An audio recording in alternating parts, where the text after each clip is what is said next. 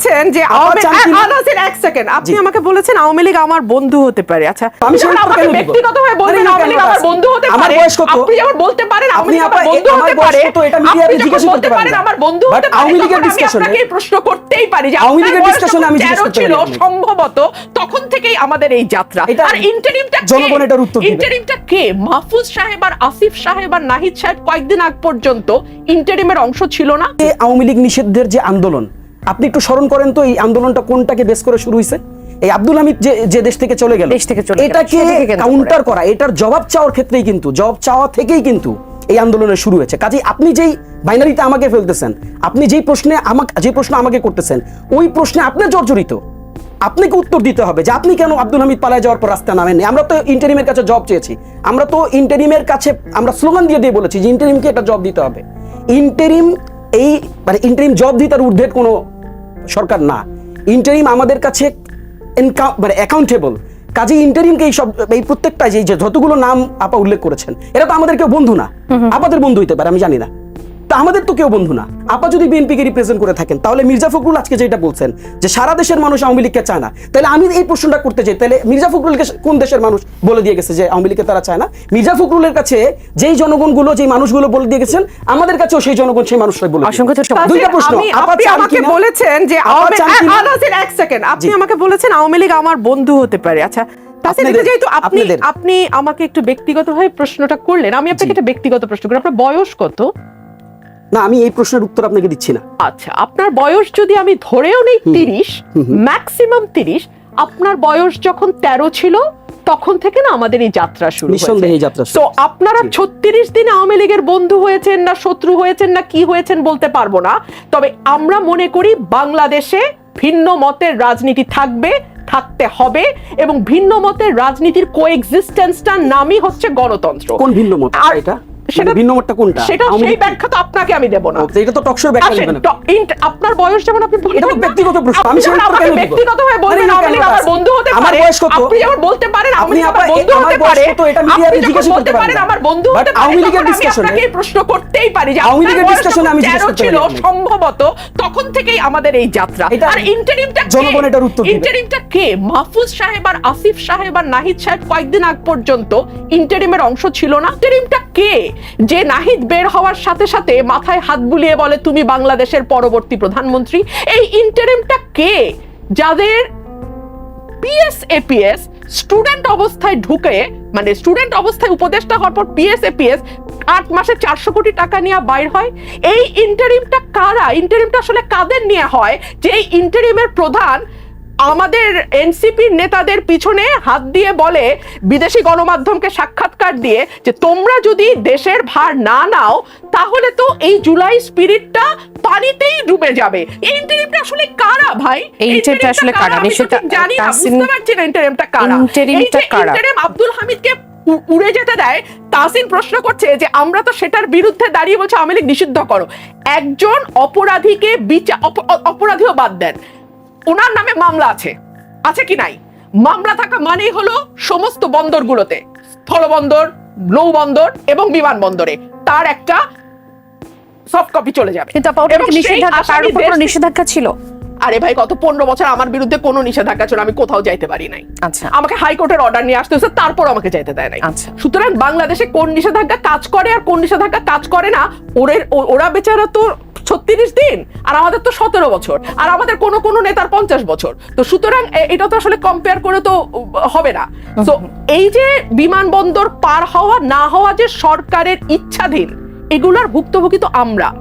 তো আব্দুল হামিদ যাচ্ছে NSI DGFI এর অনুমোদন নিয়ে, বরখাস্ত হয় পুলিশ কর্মকর্তা।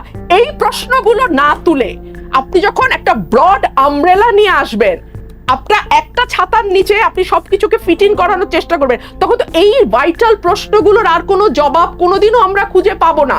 এবং এই ব্রড স্পেকট্রামের ছাতার নিচে সবাই ঢুকতে ঢুকতে তারপরে দেখা যাবে আসল যে প্রশ্নগুলো ওঠার কথা রাজনীতির মাঠে সেই প্রশ্নগুলো হারিয়ে যায়। আপা যেভাবে করে আইভি রহমানকে ডিফেন্ড করছিলেন, মানে আপা আরাফাতদের মতন ভুল আমি ডিফেন্ড করি না, আমি জাস্ট একটা তুলনামূলক চিত্র দিচ্ছি। আপা বলুক, আমি থেমে যাই। আমি তুলনামূলক চিত্র দিয়েছি। হামিদ পার হয়ে যায়, তাহলে ওই রাতেই কেন আবার তাকে গ্রেফতার করা হলো? না, আপা বলুক, শেষ হলে তাহলে আমি বলি। আপনি তুলনামূলক চিত্র দিছি। তাহলে আপা আপনি বলেন। তাসিন বলবেন। মানে আপনি যদি সুযোগ আমরা খুব বেশি সময় পাবো না কিন্তু এই অংশে। আচ্ছা জি, দেখেন, আমি কোন ইন্টারিম আপনি রাস্তা নিয়ে প্রশ্ন করেন না কেন? ইন্টারিমে তো আপনাদের প্রতিনিধি আছে এখনো। আপনি যদি, তাহলে আপনি বলেন, আমি আর কথা বলবো। ইন্টারিমে তো আপনাদের দুটো প্রতিনিধি এখনো আছে। না বলবেন, তাসিন বলবেন। আমার তো ছিল, আমি তো দিতাম, আমাকে দিতে, আমি তো দিতে পারতাম, আমি তো দেই নাই তখন আপা। আচ্ছা, আপনি, তাসিন, আমি তো আপনার কাছ থেকে শিখবো, তাই না? আপনি যদি আমাকে এভাবে কাউন্টারিং শিখান তাহলে তো বিপদ। তাসিন বলবেন। না না না, আপনি আমাকে তাহলে কাউন্টার করেন, আমি তাহলে আপনার কাছ থেকে এটা শিখে যাই। তাসিন বল। আমি এটা শিখতে চাই যে আপনি কাউন্টার দিতে থাকবেন, আমিও কাউন্টার দিব। আমরা 2 মিনিট সময় পাবো। দেখেন, আমি আপাকে কিন্তু প্রচন্ড রকম শ্রদ্ধা করি।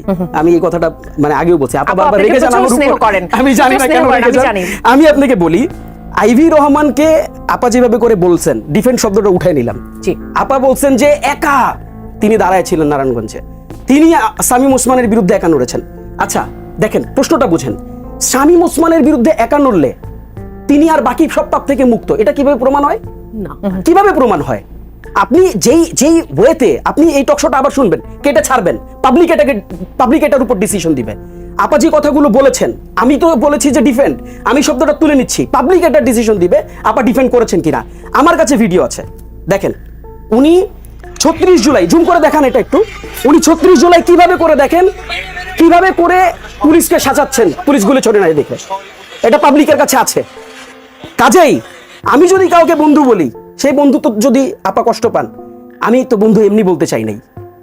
আপনি যখন যিনি কিনা এই আন্দোলনে পুলিশ কেন গুলি ছড়ে নাই এটার জন্য পুলিশকে শাসিয়েছেন, তাকে যদি আপনি খুব ক্লিন ইমেজ প্রমাণ করতে চান এই টকশোতে বসে, এটা তো আমার গায়ে লাগে, আপারও গায়ে লাগা উচিত। আমি তো বলেছি যে ডিফেন্ড, আমি শব্দটা তুলে নিচ্ছি, পাবলিক এটার ডিসিশন দিবে আপা ডিফেন্ড করেছেন কিনা। আমার কাছে ভিডিও আছে, দেখেন।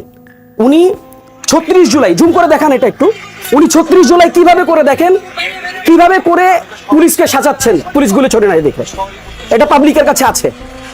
কাজেই আমি যদি কাউকে বন্ধু বলি, সেই বন্ধু তো যদি আপা কষ্ট পান, আমি তো বন্ধু এমনি বলতে চাই নাই। আপনি যখন যিনি কিনা এই আন্দোলনে পুলিশ কেন গুলি ছড়ে নাই এটার জন্য পুলিশকে শাসিয়েছেন, তাকে যদি আপনি খুব ক্লিন ইমেজ প্রমাণ করতে চান এই টকশোতে বসে, এটা তো আমার গায়ে লাগে, আপারও গায়ে লাগা উচিত। কারণ এই আপার লোকজনদেরকেই আওয়ামী লীগ নিষিদ্ধের জন্য তো আজকে আপা কোনো কথা বলতেছেন, কোনো স্ট্যান্ডার্ড নাই কিন্তু এখনো। বলেছেন আপা নিষিদ্ধ চান কিনা, বলেছেন আপা তার নিবন্ধন বাতিল হতে চান কিনা, বলেন নাই কিন্তু, বলবেন না আমি জানি। কেন বলবেন না জানেন? কারণ হচ্ছে যে আপাদের পজিশনটাই এরকম, আপারা জনগণকে কনফিউজ করতে চান, স্ট্যান্ড নিতে চান না। এবার আমি আপনাকে বলি, এই আওয়ামী লীগ 36 জুলাইয়ের পরের গল্প, নতুন গল্প না কিন্তু। জি, 36 জুলাইয়ের পরের গল্প, যখন আওয়ামী লীগকে, আপার ভাষ্য মতে, যখন আওয়ামী লীগকে সাধারণ মানুষ লাল কার্ড দেখিয়েছে, গোপালগঞ্জে স্বেচ্ছাসেবক দলের কর্মীকে হচ্ছে আওয়ামী লীগ খুন করেছে, কুপিয়ে খুন করেছে। তাহলে আপনার দলের একজন মানুষকে যদি আওয়ামী লীগ কুপিয়ে খুন করে, আপনি কেন এটার বিচার চাবেন না? আপনি কেন এই এরকম সন্ত্রাসী দলকে নিষিদ্ধের জন্য আপনি রাস্তায় আওয়াজ তুলবেন না? তার মানে কি আপনি এই লাশ নিয়ে রাজনীতি করতে চান? কিসের জন্য চান না? আমাদেরকে তো এটা জব দিতে হবে। কাজে দেখেন, আমি যেটা দিয়ে শুরু করেছিলাম, বারবার একটা কথাই বলেছি, আপার দলের স্ট্যান্ড মির্জা ফখরুল সাহেব বলেছেন, দেশের মানুষ আওয়ামী লীগকে আর দেখতে চায় না। রাজনৈতিক পালাবদলের পর যে আশা আকাঙ্ক্ষা আসলে জনগণের মধ্যে ছিল, গত 9 মাসে সেখানে সেই আশা আকাঙ্ক্ষায় অনেকটাই ফাটল ধরেছে, অনেকটাই হতাশা কাজ করেছে। এরকম হওয়ার আসলে কারণ কি হতে যাচ্ছে সামনে? দেখেন, আমরা মানে এই যে ইন্টারিমের ব্যাপারে যে আমরা খুব মানে এখন পজিটিভ, ব্যাপারটা এরকম না। মানে আপনাদের যে কষ্টগুলো, কষ্ট কিন্তু আমাদেরও আছে। মানে ইন্টারিম 9 মাসে এখন পর্যন্ত বিচার কার্যক্রমকে আগায় নিতে পারে। যে ধরনের ইফিসিয়েন্সি আমরা ভাবছিলাম যে ইফিসিয়েন্ট রোলটা প্লে করবে ইন্টারিম, সেটা করতে পারেন। এটা তো বাস্তবতা। আমি যদি অসংখ্যবার করে বলি যে তারা ভালো করতেছে, তো ভালো হবে না। কাজেই দেখেন, প্রত্যাশার জায়গাগুলো আসলে ইন্টারিম মিটাতে পারছে না। এবং ইন্টারিম যেন ইফিসিয়েন্টলি রান করতে পারে, এই রানের জন্য কিন্তু আমরা দাবি তুলছি, আওয়াজ তুলছি। আপা যে কথাগুলো বলেছেন, ইনফ্যাক্ট যে যারা পালিয়েছে, এই প্রশ্নের উত্তরগুলো কিন্তু আমরাও খুঁজতেছি।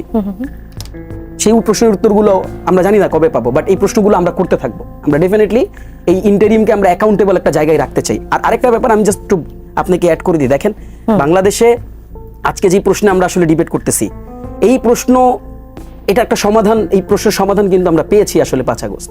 তারপর আমরা যদি ইন্টারন্যাশনাল রেফারেন্সেস গুলো দেখি, আমরা জার্মানিতে দেখেছি, ইতালিতে দেখেছি, ইন্দোনেশিয়াতে দেখেছি, কম্বোডিয়াতে দেখেছি, এখানে প্রত্যেকটা দল রাজনৈতিক কনসেনসাসের ভিত্তিতে কিন্তু নিষিদ্ধ হয়েছে। দেখেন, এটা আমরা বারবার ভুল করতেছি। আমরা দায়টা চাপাই দিতেছি, অনেক সময় আমরা দায়টা চাপাই দিতেছি কাদের উপর? আদালতের উপর দায় চাপাই দিতেছি। আমরা অনেক সময় সংবিধানের কথা বলতেছি, আমরা অনেক সময় নির্বাহী আদেশের কথা, নির্বাহী পাওয়ারের কথা বলতেছি। ফ্যাক্ট কি? ফ্যাক্টটা কোথায়?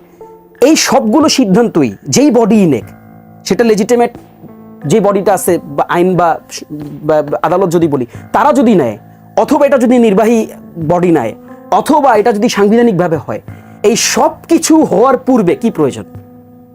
সবকিছু হওয়ার পূর্বে একটা ন্যাশনাল কনসেনসাসের প্রয়োজন। এই ন্যাশনাল কনসেনসাস ছাড়া আপনি যদি আওয়ামী লীগকে নিষিদ্ধ করেনও, সেটা আসলে কিন্তু মানে দুর্বল থেকে যাবে। আমাদের প্রশ্নটা কিন্তু এটা। কাজেই দেখেন, আমরা একটা কথা বারবার বলেছি, যেহেতু সবগুলো দলই, অলমোস্ট সবগুলো দলই আওয়ামী লীগ নিষিদ্ধের পক্ষে এখন একমত, আমরা বিএনপির কাছে এই উদাত্ত আহ্বানটা আমরা করতে চাই। আমরা এই উদাত্ত আহ্বানটা বা আমরা তাদের কাছ থেকে এই পজিটিভ রেসপন্সটা আমরা এক্সপেক্ট করি। বাংলাদেশের সবচেয়ে বড় গণতান্ত্রিক দল, সবচেয়ে বেশি নির্যাতনের শিকার যে দল, সবচেয়ে বেশি জেলে গিয়েছে যে দলের লোকরা, সবচেয়ে বেশি ক্রসফায়ারের শিকার হয়েছে, গুমের শিকার হয়েছে, সবচেয়ে বেশি মানে আপনার বাইনারি পলিটিক্সের শিকার, সবচেয়ে বেশি যারা মানে বাংলাদেশের মানুষের কাছে রাজনীতি করতে পারে না, যে দলটা, যে দলকে সর্বোচ্চ লেভেলের জুলুমের শিকার করা হয়েছে, সেই দলের সিদ্ধান্ত নিতে হবে। সেই দলকে আপনার ঐক্যমত আসছে কিনা সেটা একটু রুমিন আপার কাছ থেকে একটু শুনি। আমি একটা কথা একটু বলি। আমার ভাই বলছিল যে আমরা আমাদের পজিশন বা বিএনপি তার পজিশন দলগতভাবে ক্লিয়ার করেনি। আবার একই সঙ্গে আমার ভাই এটাও বলেছে যে দেশের মানুষ আওয়ামী লীগকে বর্জন করেছে বা চায় না, বলেছেন বিএনপির মহাসচিব। ধরুন, আমি একজন আইনজীবী হিসেবে কেন জানি মামলার কথাই আমার মাথায় আসে। ধরুন, আপনি একজন ব্যক্তিকে খুন করতে দেখলেন, নিজের চোখে দেখলেন, আপনি কি সাথে সাথে ওই খুনিকে ধরে নিয়ে আম গাছে ফাঁসি দিয়ে দিবেন? দিতে পারবেন না। তো একটা প্রক্রিয়ার ভেতরে আপনাকে যেতে হবে। অনেক চাক্ষুষ সাক্ষী থাকবার পরেও কিন্তু একটা মামলা দায়ের হয়, বিচারের মধ্যে ঢোকে, সাক্ষী জেরা হয়। অনেক সময় মনে হয় যে এই মামলাতে এত সাক্ষী জেরার প্রয়োজন কি? হয়তো 5 জন সাক্ষী, একটা খোলা বাজারের মধ্যে মার্ডার হয়ে গেছে। আমি ব্রাউনবাড়িয়ার মানুষ, আমাদের এই মামলাগুলো অনেক আসে যে খোলা বাজারের মধ্যে 2 পক্ষের মারামারি হয়েছে, অনেক সাক্ষী, হয়তো একজনকে ওখানে বল্লম দিয়ে মেরেই ফেলেছে। সো এটার জন্য এত সাক্ষী, দিনের পর দিন সাক্ষী, দিনের পর দিন ট্রায়াল কেন চলতে হয়? চলতে হয় এই কারণেই যে একটা দেশের সিস্টেম বা একটা দেশের বিচার, এই প্রতিষ্ঠানগুলো আছেই যাতে কোনো মানুষ চাইলেই যে কোনো কিছু করতে না পারে। হ্যাঁ, বিএনপি এটা বলেছে যে বাংলাদেশের মানুষ আওয়ামী লীগকে চায় না, কিন্তু আওয়ামী লীগকে না চাওয়ার যেই প্রক্রিয়া এবং এটাকে একটা স্থায়িত্ব দেবার বা এটাকে কংক্রিটাইজ করার যে একটা প্রক্রিয়া, সেটার মধ্যে তো আমাদেরকে ঢুকতে হবে। আমরা তো হ্যাঁ, নির্বাহী আদেশে হতে পারে, অফকোর্স আমি তো বলেইছি নির্বাহী আদেশ is one of the options. বলেছেন যে বিএনপি সবসময় একটা কনফিউজিং পজিশনের মধ্যে আছে। বিচার চাই, এইটা নিয়ে স্পষ্টতা নাই, বিচার চাই। বিচার করে যদি এই যে ধরেন, আচ্ছা আমি চাই, বিএনপি চায় না, এই কথাটা যে আমরা ঠাস করে বলে দেই, আইন থেকে দলের বিচার করা যাবে না। আচ্ছা, আইন থেকে দলের বিচার করা যাবে না, এই পোরশনটা যে বাদ দেয়া, এটা কারা বাদ দিয়েছে? কারা বাদ দিয়েছে? সরকার বাদ দিয়েছে, উপদেষ্টা পরিষদ বাদ দিয়েছে। কারা বাদ দিয়েছে আপনি আমাকে প্রশ্ন করার? বিএনপি তো বাদ দেয় নাই, বিএনপি তো সরকারে নাই, সরকারের উপদেষ্টা পরিষদ বাদ দিয়েছে। কথা হচ্ছে যে সরকারের উপদেষ্টা পরিষদের মধ্যে এনসিপির ব্লু হোয়াইট বয়েজরা বসে থাকে, সরকার তাদেরকে পেট্রন করে। আমরা এটা আমার আগের সেগমেন্টে বলেছি, আমি আর রিপিট করব না। সো তারপরে তারা যখন বিচারের কথা বলে, তখন তো আসলে আমরা কনফিউজড হয়ে যাই। ওরা যদি কনফিউজড হয়ে যায়, তার চেয়ে অনেক বড় কনফিউজ আসলে আপনারা হয়ে যায়। তাহসিন রিয়াজ, সরকারের একটা অংশই আপনাদের ধরা হয় এখন পর্যন্ত, যেহেতু আপনাদের 2 জন প্রতিনিধি এখনো সেখানে আছে। তাহলে এই যে বিচার কারা চায় না, কারা বাদ বলে, সেই প্রশ্নের উত্তর তাদের ব্যাপারে না। উত্তর তো পরিষ্কার। ধরেন আপনি আমাকে সরকারের অংশ ধরতেছেন, এখন আমি জুলাই প্রোক্লেমেশন চাইছি, দেন নাই। সরকারের অংশ যদি হয়, আমি তো করাই নিতাম এটা। সরকারের অংশ আপনি আমারে বলতেছেন। বিএনপি বলছে প্রোক্লেমেশন হবে না, প্রোক্লেমেশন হয় নাই, সরকার আমার। আচ্ছা, আমি একটু বলতে দেন আমাকে। এরপর আমরা বললাম রাষ্ট্রপতিকে সরাইতে হবে, আমরা বললাম হয় নাই। বিএনপি বলছে রাষ্ট্রপতি যেভাবে আছে থাকতে পারে, রাষ্ট্রপতি থেকে গেছে, সরকার আমার। এখন ভাই বলি, আমাকে আপনি বলবেন আমি সরকার, আমি শেষ করি নাই। আপনি আমাকে বলবেন সরকার আমার হবে, আমি তো আপনার কথাই ঢুকি নাই, আমাকে প্রশ্ন করেন। আমি আপনাকে ক্লিয়ারলি বলি কেন সরকার তাদের বলা হয়। ধরুন এই যে জুলাই প্রোক্লেমেশন কিংবা রাষ্ট্রপতি অপসারণ, এই সকল কিছু নিয়ে তারা কিন্তু এখনো রাজনীতি করতে পারছে এবং বৃহত্তম রাজনৈতিক দলগুলোর যে চাওয়া এবং এই সরকারের যে নাম্বার 1 কর্তব্য ছিল একটা রোড ম্যাপ দেওয়া, ইলেকশন কবে হতে যাচ্ছে, কবে হবে, তার কোনো আলোচনার মধ্যে কিন্তু এখন আমরা নাই।